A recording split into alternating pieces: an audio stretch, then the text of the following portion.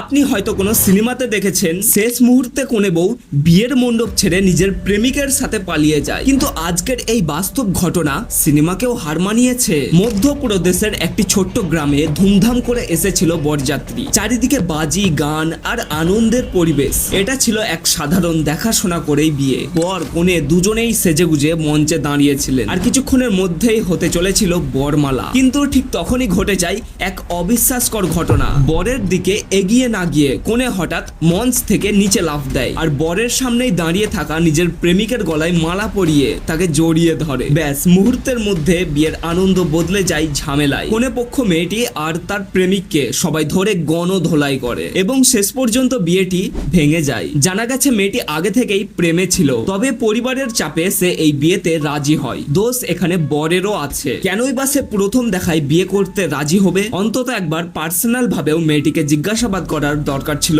এক মতামত হলে ফলো বা সাবস্ক্রাইব নিশ্চয় করবেন।